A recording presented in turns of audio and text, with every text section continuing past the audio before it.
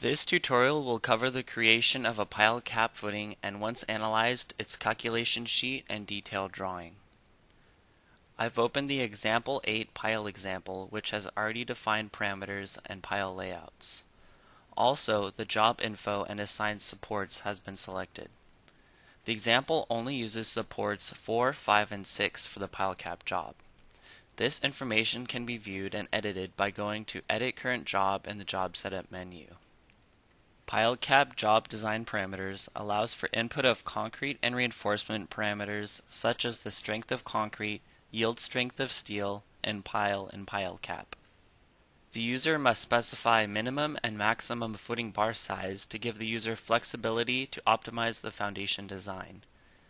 The diagram shown gives a visual representation of the design parameters. The user can choose to create pile layout for each support using the predefined or parametric tool. Only one of them should be used to create piles for the foundation. This example uses the predefined tool, but I will explain how to use parametric as well. Both allow input for lateral, vertical, and uplift pile capacity and pile diameter, spacing, and edge distance. A support must be selected from the pile cap job to create its arrangement. The predefined setup calculates the most efficient pile arrangement using pile data and load cases using auto arrangement or manual arrangement. Auto arrangement allows the program to use its algorithm to recommend a pile arrangement, or the user can select manual arrangement to create his or her own using the embedded pile position table. To select an arrangement with auto arrangement, either go with the program recommended option or select a new one and press OK.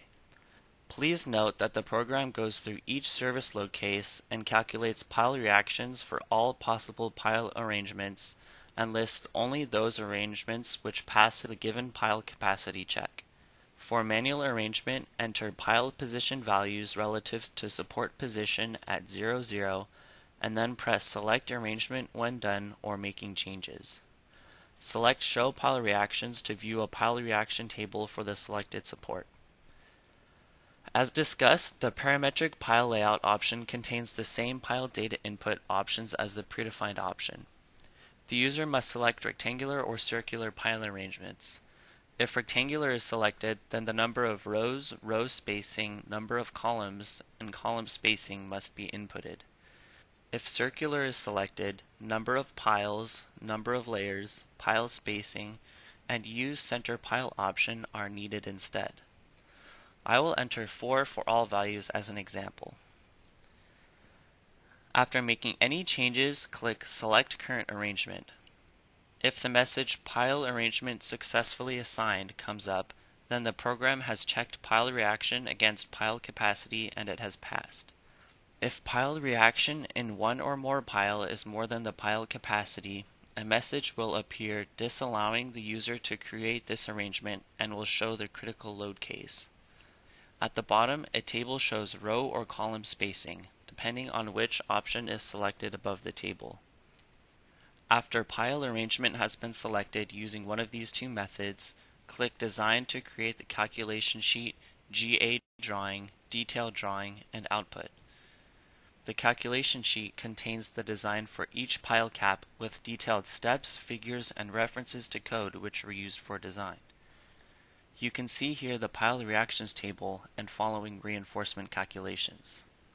Also, it is important to know that the entire pile cap design is based on pile reactions, not pile capacities.